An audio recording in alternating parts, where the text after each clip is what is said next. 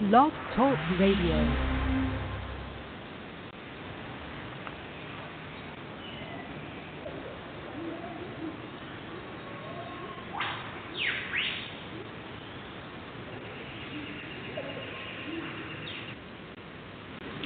Hello, everyone. I'd like to welcome all of you back to Ohio Exopolitics. I'm your host, Mark Snyder, and we're speaking about the Billy Meier case this evening. Billy Meier is about an 80-year-old man. He lives in a tiny mountain village in Switzerland called Hinterschmid-Rudi, which is maybe 40 minutes to 50-some minutes from Zurich. He grew up in northern Switzerland in a place called Bulak, near a town called Niederflachs. Billy, as a young boy, had some very interesting experiences, one of which was a kind of a revelation when he crawled out a lower bedroom in at his bedroom there. He crawled out a lower window. It was a mild night in May in about 1941, and he sat down outside and he looked up at the beautiful starry sky, and he heard a voice in his head that said, "My life is made out of the love of creation." And a few minutes later, he heard his own voice again say, "Since ancient times, you've lived among the stars." So young Edward was having a very interesting experience that night. He would write it down many years later in an article called How It All Began. And Billy talks about impulses that came from what he later would learn were the storage banks. And he remembered that what his mission on the earth was, and he had good memories that penetrated him and showed him the way to live. And he saw the light that the stars emitted, but he recognized that there was a light outside of the visible spectrum that he called the love of creation. And creation is identical to the notion of universal consciousness. Now, the universe that we live in has both an internal and external body. And Schöpfung is the German word for creation. Everything that exists in the whole universe is a manifestation of the might and this true love of the universal consciousness. Our physical universe exists only in one layer or one belt of our creation. There are actually 7 rotating belts that counter-rotate against one another. And the incredible splendor that we see in nature is the visible expression of the love of creation. And love is the highest principle, the highest creational natural law, also known as effective love. Love is the highest principle in all creation, and through it, everything exists in absolute logic.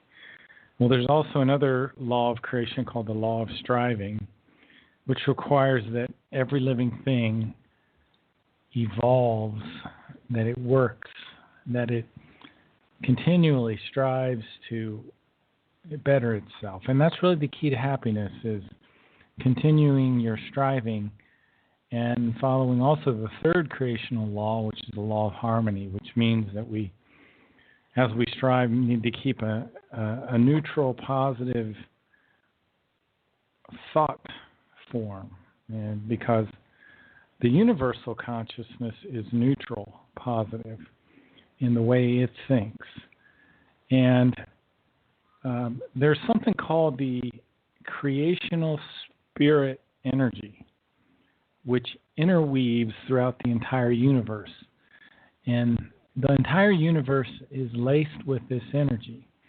This energy has an intelligence of its own, but the wording of intelligence should not be thought of as being the intelligence of a human being. the intelligence of the creational spiritual energy, this intelligence brings forth life forms. It brings forth matter. This spirit energy exists in all life forms, in human beings, in animals, in plants, all creatures, including microbes, bacteria, viruses. And get this, this spirit energy also exists in rocks, stones, sand, and water, gases. And this is important. I mean, this is why the Meier material refers to the universal consciousness as a Wesenheiten. And a Wesenheiten in the German is a creature. Maybe creature is not the right word. It's a life form that's enlivened by this spirit energy that doesn't necessarily have the self-determined possibility to change its evolution, to speed up its evolution. In other words, the creation evolves according to a set pattern. And the human being, through its own free will, can strive harder, evolve faster, or not. So there's something called the Schöpfung Geistenergie, terrible pronunciation, I'm sure, which is this creational spiritual energy. And it exists in everything. In the human being, after the human being dies, this creation spiritual energy still exists in the body for about 3 or 4 hours. And that's why that organs can be harvested during that time. So it helps to understand what this creational spiritual energy is, because literally this is the intelligence, the universal consciousness in our universe. It's neither good nor evil. It creates universes out of its own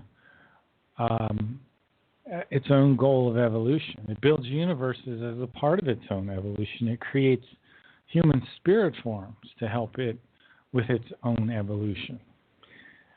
It's not a heavenly father. For example, two men are sitting on a fault line, and the earthquake happens. Those guys fall in the hole and are killed. I don't know. I should have looked it up. How many people starve to death every day? Which is another important question, which is an indication of our overpopulation. But for example, 4 million people are born on the street and die on the street in India every year. But the universal consciousness doesn't stop this starvation. For example, 10 million children die every year from starvation and starvation-related diseases. And I think the reason the universal intelligence doesn't stop or doesn't intervene and stop 10 million children dying every year from starvation is because not only is it a neutral kind of energy, but it doesn't interfere in the law of striving. And since we have many, many lifetimes, if it intervened and saved people under certain circumstances, it might restrict their evolution, which was the whole purpose of those individuals being here. So hopefully that makes a little bit of sense.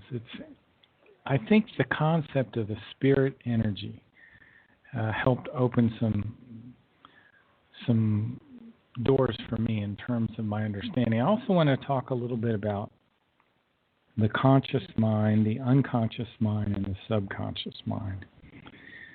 And maybe we'll go into this in a little more detail later in the show, but the unconscious mind is kind of like a secretary to the conscious mind. It handles things that are originally introduced to the mind, and it processes things incredibly fast. The unconscious mind is so much faster than the conscious mind. For example, if you put your hand on a hot stove, the unconscious mind is what pulls that hand back, and you can end up pulling your hand back quicker than your conscious mind is aware of at all. In the case that your brain is dealing with information that's new or very profound, what happens is the unconscious mind calls on the subconscious to handle the deeper information, and the two work together.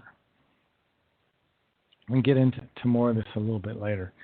But this is a very interesting aspect of how the mind works.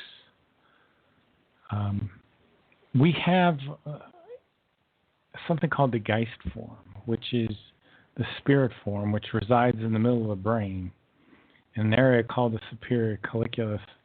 It's the part of us that never dies.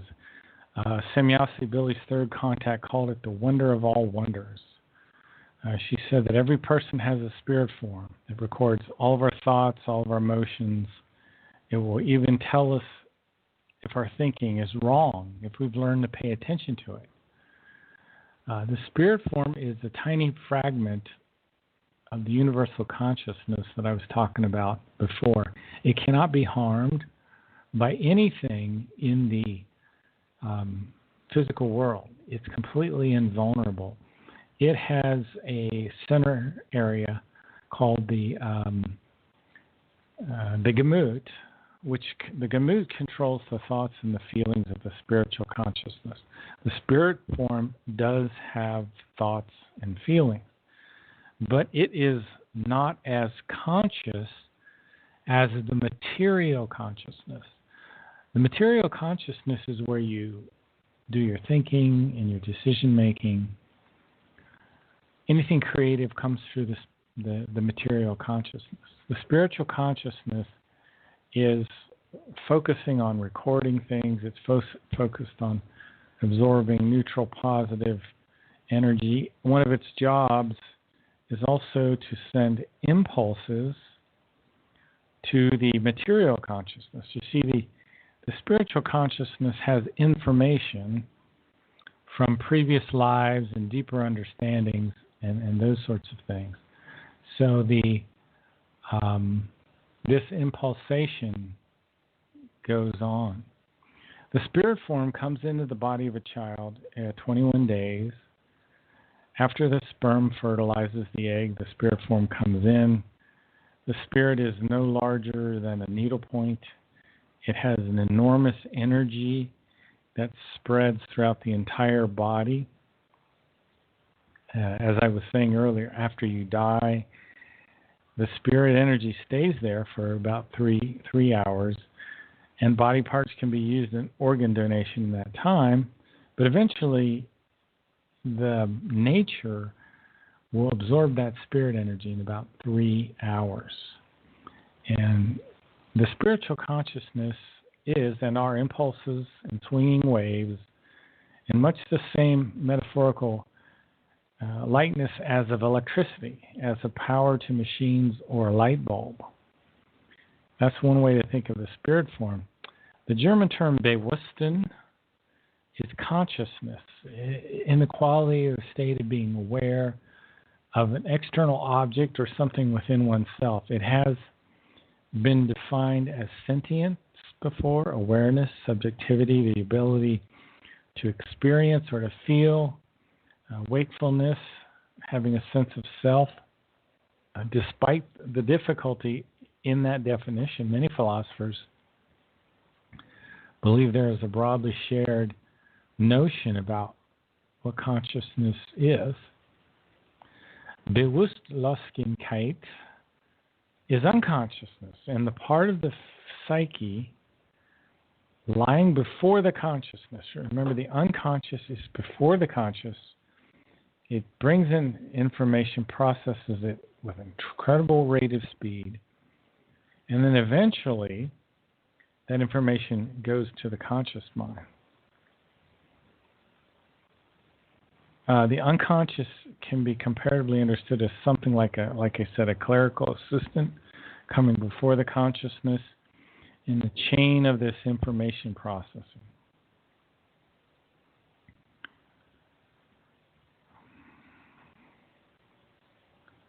This means that when the unconscious instantaneous perceptions are made, the unconscious, in an imperceptible way to us, human beings, connects in a communicating way with a deeper level subconsciousness. If the information is deeper, and it'll work, the unconscious will start to work with the subconscious on a problem or on understanding something.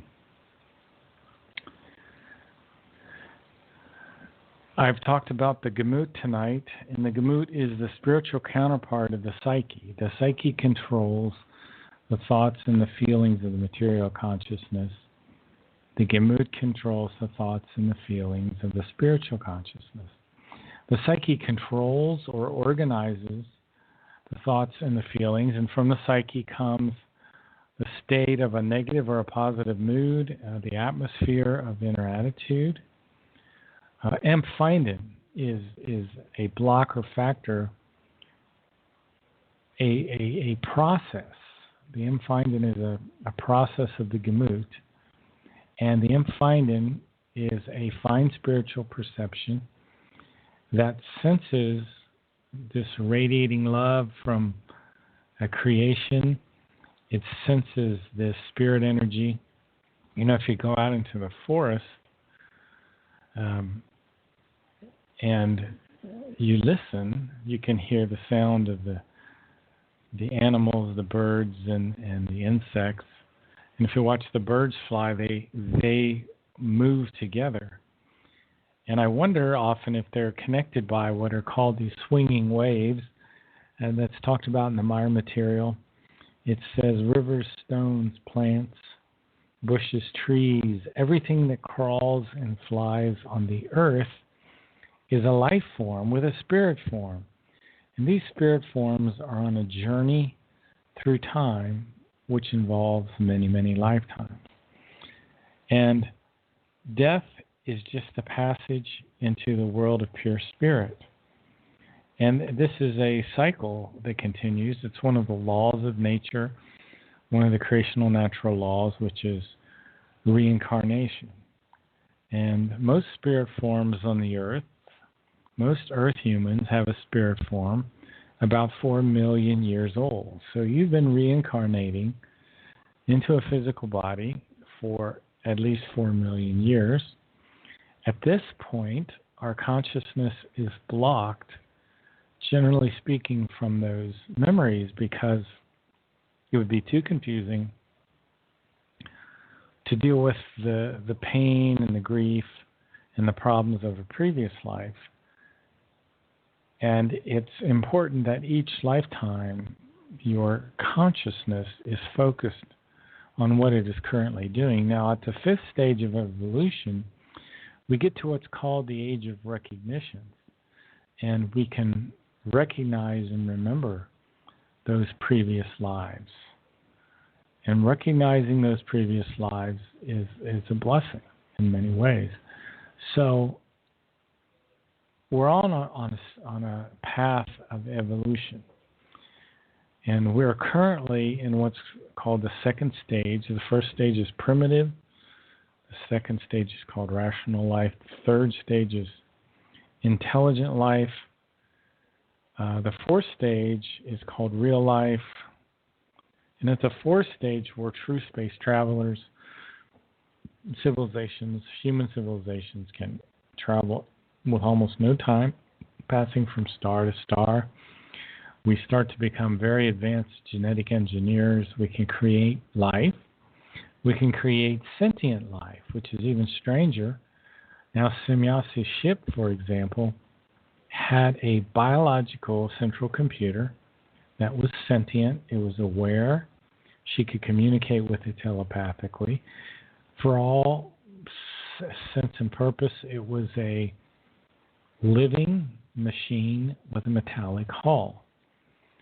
So, and this is what's done at the fourth stage of evolution. And there are stages beyond that. In the fifth stage, it's called life and creational wisdom. That's when you remember your previous lifetimes. People at this stage are also given the title of King of Wisdom if they earn it.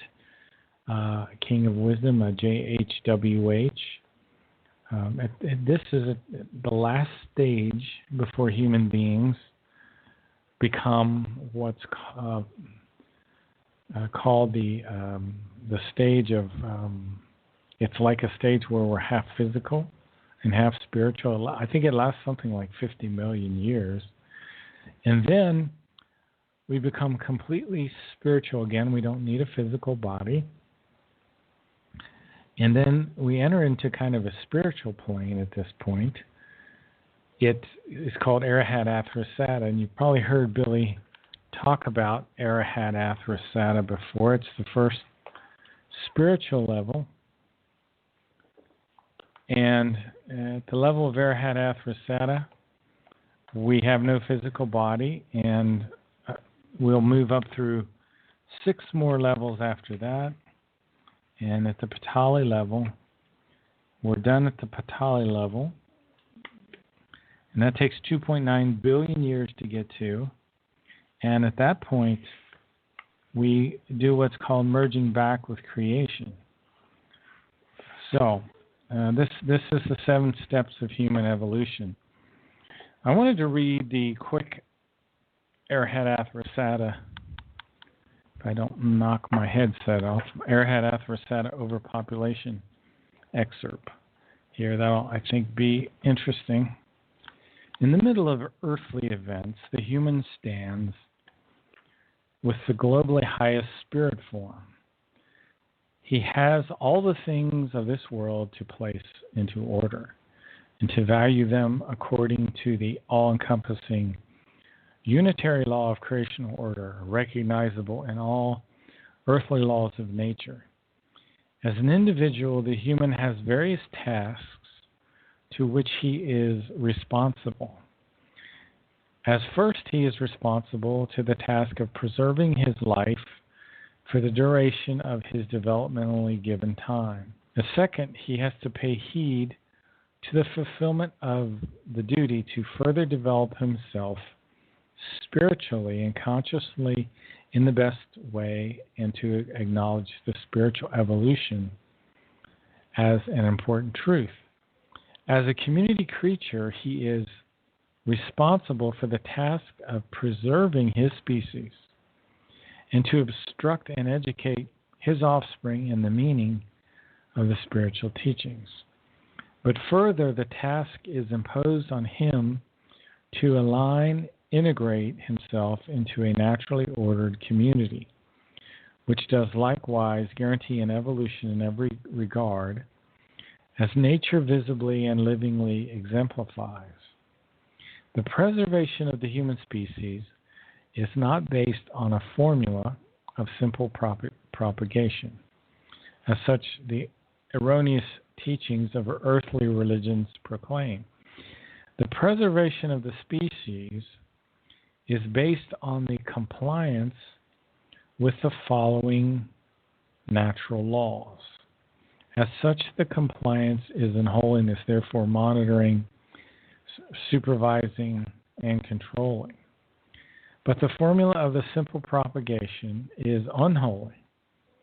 Therefore, without monitoring, without supervising, without regarding, and uncontrolling, because it generates propagation in a senseless multitude and is contrary all natural laws.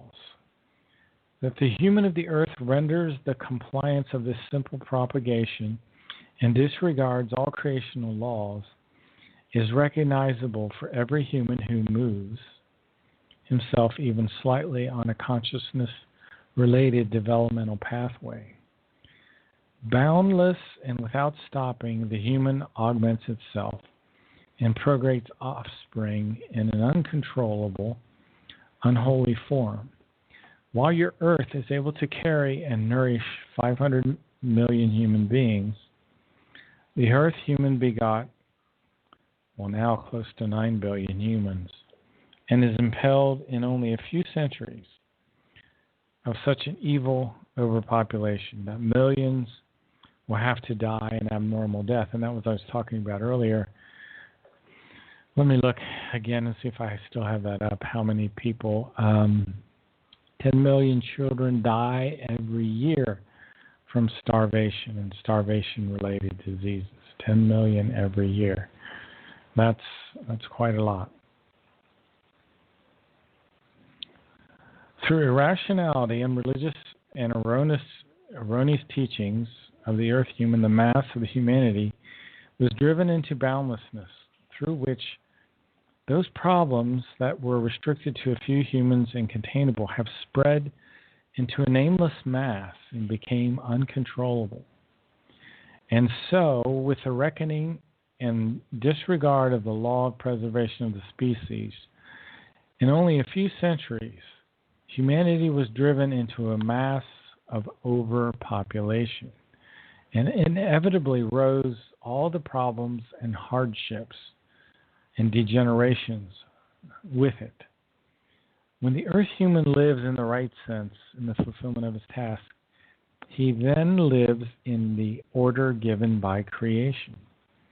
As he disregards this order and steps out of it, then he has to taste and bear the consequences. But the human of earth has stepped on this order with his feet and grossly disregarded, and now he has to bear the consequences of this. As one of the most important duties of the material life domain of earthly humanity, it is to heed that the overpopulation is contained in the strongest measure, and the number of human beings in this state should only be 500 million. So this is a fascinating little paper, very controversial. I know most people look at population and they say, well, there's all this space. Well, the problem is the Earth has much space, but not all of it is what we would call true living space. Because, for example, in the South Pole area, Antarctica, there's about 6.5 or more million square miles, depending on how you look at the ice and what time you look at the ice. But no one really wants to live there. It's just too cold. People move to the moderate areas where there is water. And when they do this, they typically destroy the forests. Now, the forests should exist in a state of massiveness everywhere. This is what keeps the planet healthy. The forests moderate the weather. In the summer, they produce the shade that keeps the ground cool. That slows the storms down. In the winter, they absorb the heat. Instead of having it reflect all back, the trees absorb the heat. Now, they also cause turbulence when the wind blows, and when the turbulence raises above the trees, it tends to form clouds. And then the clouds lead to rain, and rain leads to the health of the forest. So it's a self-sustaining system. It also produces a tremendous amount of oxygen. So we should have these gigantic forests. Instead, our forests are being cut down all the time. And for example, Bangladesh, the country the size of Iowa, has 167 million. I've heard 145 to 160 million people. That's more than people live in Russia. It's astonishing. If you go to India, like I said earlier, 4 million people are born on the street and die on the street every year. 8 million people starve to death every year. We have 9,000 newborns per hour. Think about that. The world population grows by 77 million people annually. This is completely unsustainable. There is, in Beijing, which has 14 million people, one city in China, more people that are in all of Ohio. They have 50 lanes of traffic that go one direction. You can see it on the internet. I didn't believe it until I saw it. The air pollution is so bad that during the day it looks like night in the middle of the city because there's so much pollution. This is what overpopulation brings. All of the evils of society that we have today. So in any case, overpopulation is our biggest issue. And I'm glad at least I did bring it up tonight. Depressions. Let's talk a little bit about what it means. Sometimes when we let our thoughts run away from us, they run in a cyclic rotating pattern that tends to flatten our feelings. And what I would say flattening of the feelings means, Billy didn't quite define it, I don't think. But it means, I guess, that there are no highs anymore. It's just all flat. Depressions are based on these acquired flattened feelings. And this is determined by conscious and unconscious negative thinking. We actually have unconscious thoughts. If negative thinking occurs or deepens, it's unavoidable that it will push all positive thinking out. Positive thinking is something that we have to learn. We're focusing on neutral positive thinking. Now, depression leads to aversion towards activity. Any activity. We just don't do anything when we're depressed. Strong thoughts, which are imprinted with feelings, have, for human beings that live with them, a profound significance. So a lot of times these thoughts that we have are imprinted with feelings, and these are complex thoughts. They're structures, and they're hard to influence. And if they're negative structures, we have problems. So unconscious thoughts are often automatic, which is very dangerous. And as I was saying earlier, our unconsciousness is like a secretary or a clerical assistant. It's the first step in the chain of processing of information. It autonomously takes in and sorts incoming perceptions, impulses. And then, if necessary, it moves it on to the consciousness. If it's something deep, it moves it into the subconscious so that the subconscious can try to sort it out. So how does the unconscious mind affect us? Sometimes we can become deceivers of ourselves. And that happened during the time when the Giza intelligences were here. We very much became deceivers of ourselves. One of the biggest problems we have are automatic thoughts, problem-causing thoughts that tend to narrow our frame of reference, that tend to repeat and operate automatically, and they create these pathways in our brain. And unconsciously, we repeat these thoughts, and we repeat them over and over and over. They turn the psyche into turmoil.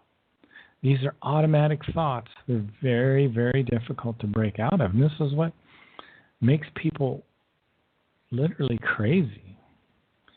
It makes people distort reality. That's another thing. In terms of self-healing,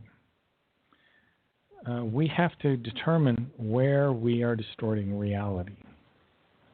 And when we get into negative thoughts, there will be some kind of distortion of reality. Now, if you can't tell, sometimes you can't tell if you're in negative thoughts. If you're thinking correctly, you will have harmony in your psyche. It'll feel good, believe me. There'll be a lack of conflict in your psyche. If you have lower thoughts and the lower feelings associated with them, you'll have bad habits that start to form, and your circumstances will get worse in your life, and you'll say things to people that you shouldn't say. You'll do things you shouldn't do. You'll have errors of judgment. You'll have grief. This can lead to suffering. So it can create bad habits that you can't stop doing.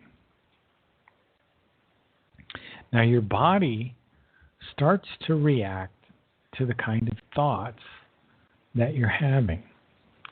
So if you have negative thoughts, it will negatively affect your health and your body. If you have really good neutral positive thoughts, not ridiculously positive, too positive thinking is unbalanced, and it leads to depression as well, because eventually any imbalance leads to a bad state. Let's talk a little bit about synapses and learning. Old habits are hard to break, and we create what are called neuropathways in our brain that are that are thought structures in our brain, and we'll go back to these thought structures and repeat negative thoughts. You know what happens though?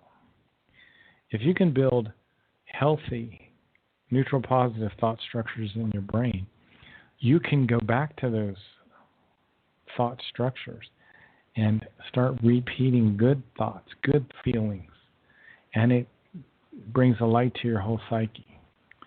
It's absolutely very, very nice. I recommend people to find harmonious music with good melody. Sometimes music that's relaxing is good for that too. And allow that music to play. A lot of times with a minimum of vocals. Some vocal music is still good.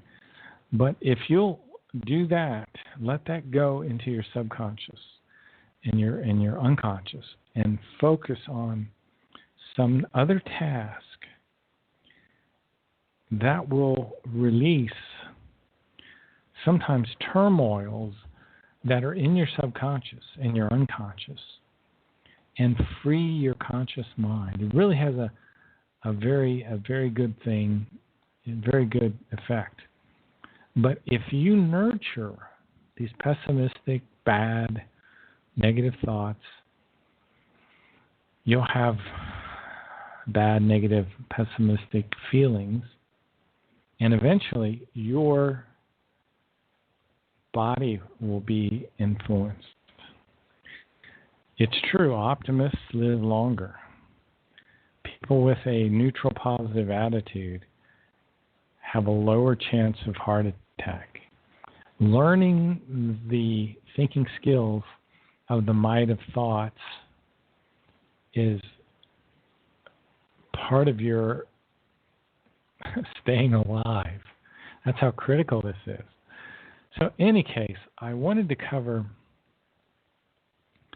those topics tonight. I think they're very, very important related to our thinking. Again, Contact Report 544 says 2020 begins the possible collapse of the United States. When Billy was on the Great Mothership in 1975, Ptah told him right around 2020 the United States could very much start to fall apart, and it has to do with the felonies that our presidents have committed, our trillions of dollars of debt, and many, many other things.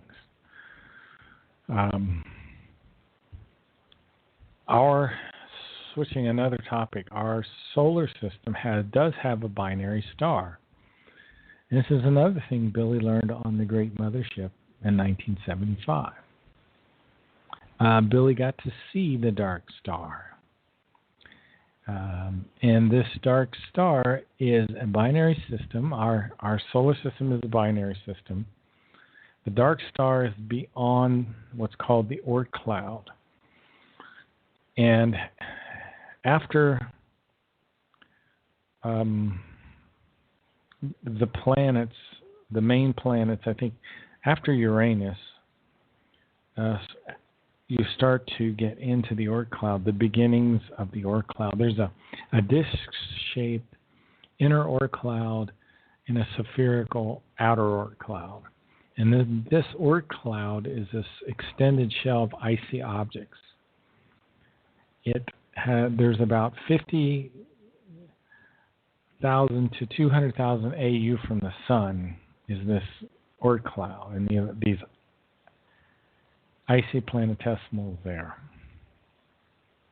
This dark star, dark planet out there is making changes to our Oort cloud.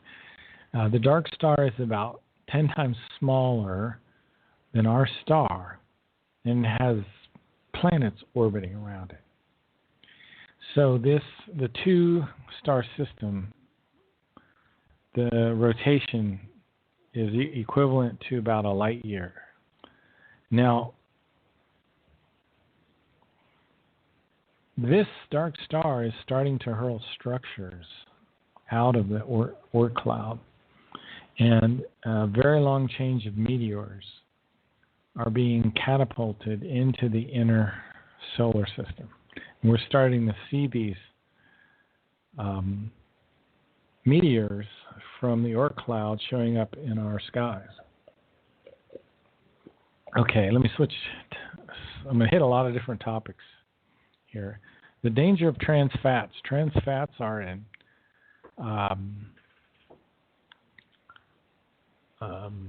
things like potato chips, French fries.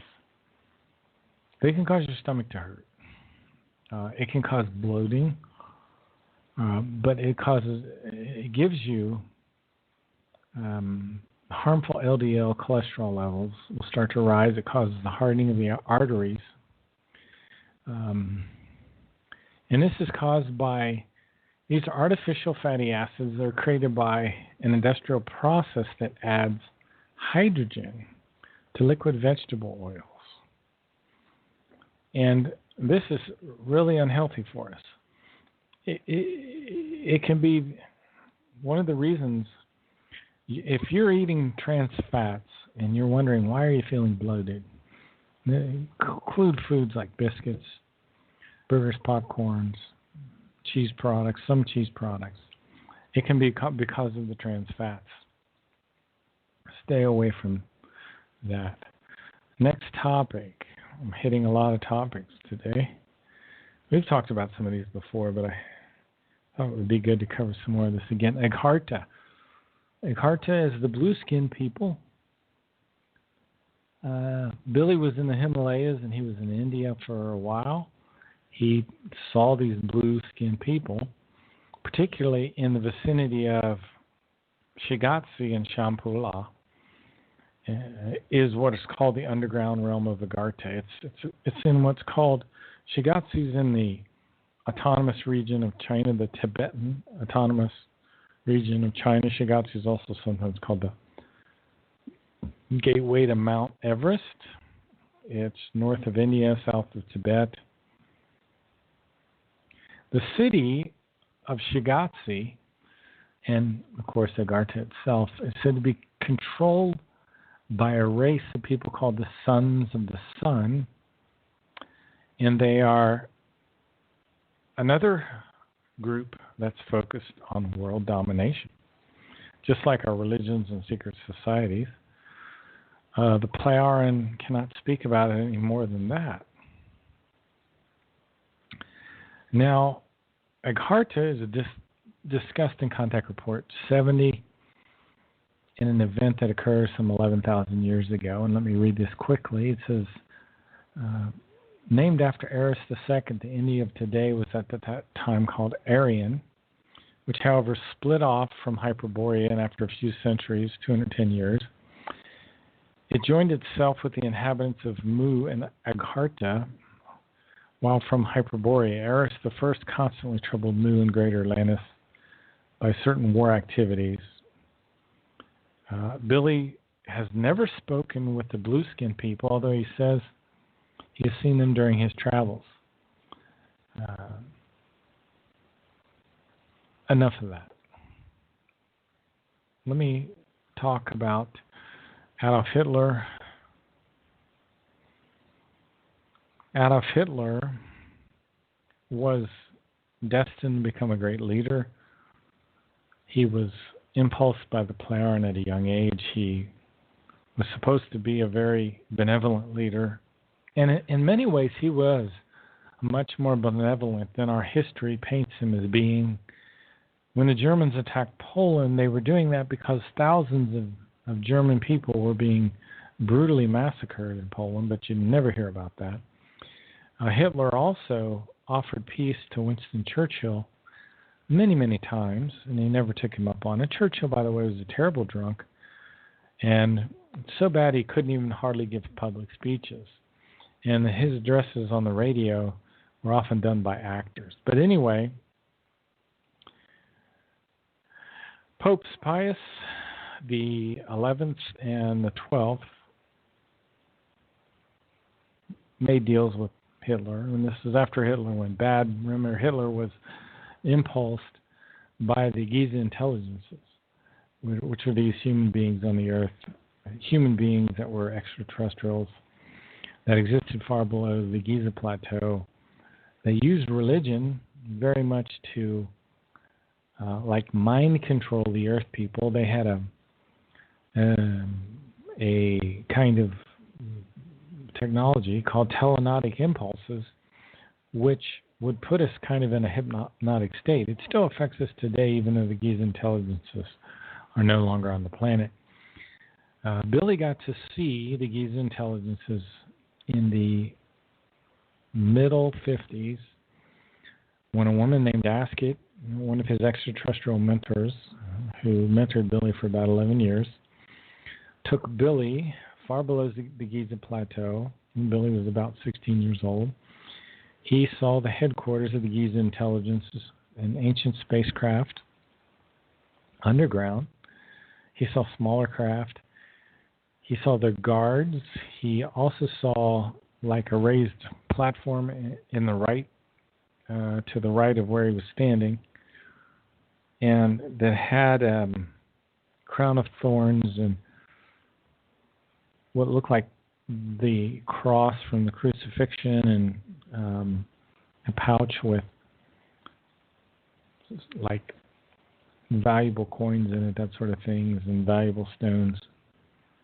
And these were perfect replicas of the crucifixion materials. And this would have been used to, again, create another religious situation that these Giza intelligences could use to manipulate the people of the earth. But anyway, I'm talking about Adolf Hitler and the Holy See.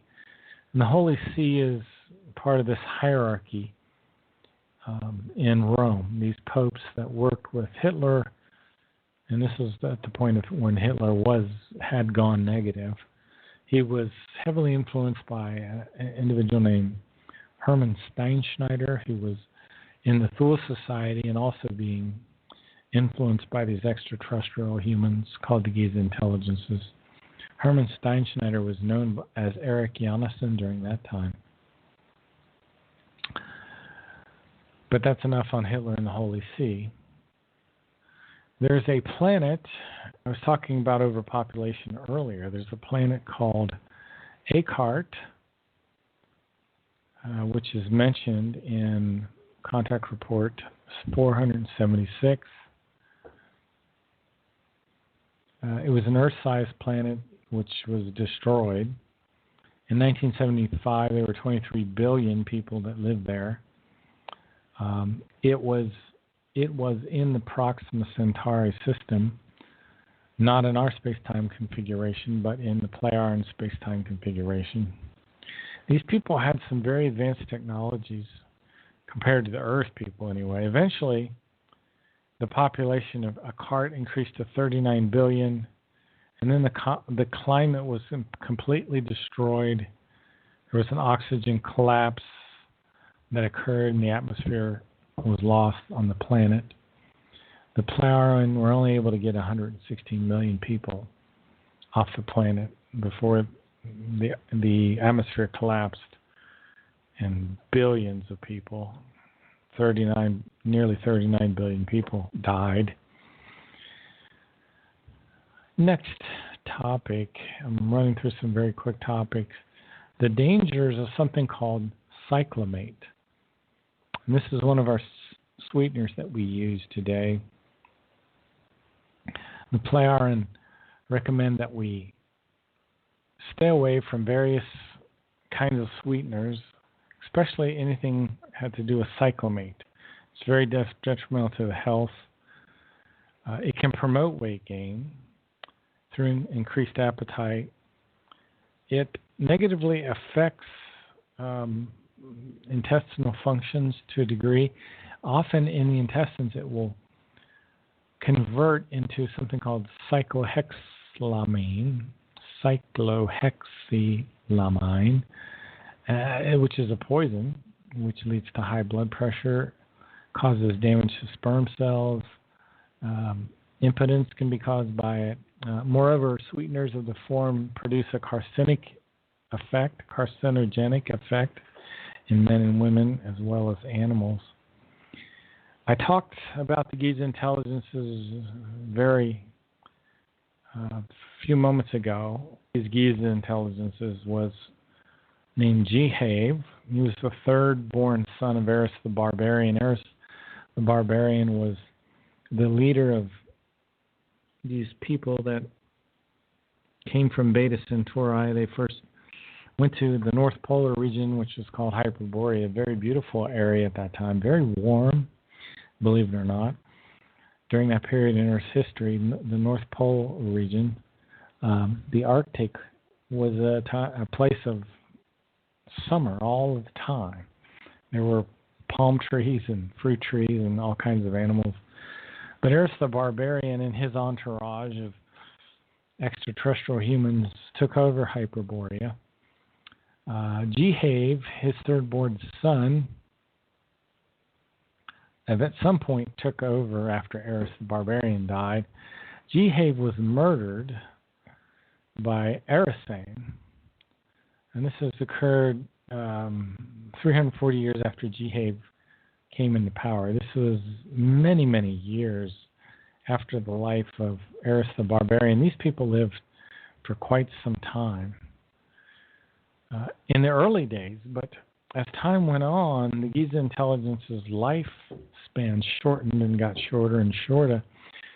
Erisane, after he murdered his father Gewalt, he was exiled by Ptah and Salam, and he returned after his exile, returned to Earth, and he was the one that created the base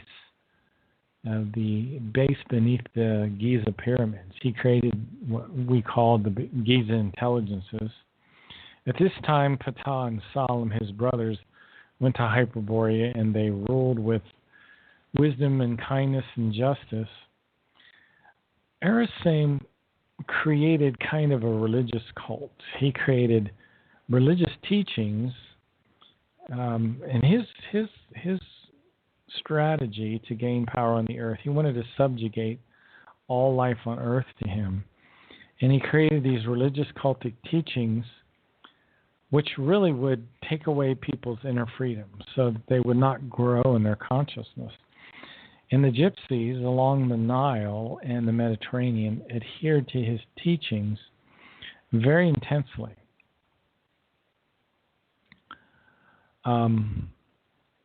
He had emissaries. Erisane had emissaries who had succumbed to his teachings and became followers of this false teaching. Again, Erisane's goal was to subordinate all of the earth humans to his kind of cultic teaching. He was eventually ousted by his nephew, who was called Hen. He was also known as Jehovah in the tongues of what the Meier material refers to, the Hebrons. This occurred around 3000 BC. Jehovah is called the God of the Old Testament, and it's said that he destroyed Sodom and Gomorrah. The Meier material said he used a small nuclear weapon to do that. And there were some other things involved in the destruction of Sodom and Gomorrah, one of which was a meteor, and I think there was an earthquake involved as well. Anyway, I really enjoyed tonight's show, covered a lot of material, some of which was brand new, and some of which I enjoy going over again because it allows me to learn this better. You've been listening to Ohio Exopolitics. I'm your host, Mark Snyder. And we will probably be back tomorrow to talk about more of the Meier material. I hope you're enjoying these shows. We've had some really good turnout on some of the shows. Sheldon's show on the 12th was humongous. That was a lot of fun, and we hope to see you tomorrow. Have a great evening. You've been listening to Ohio Exopolitics. I'm your host, Mark Snyder. Have a great day and evening. Bye-bye.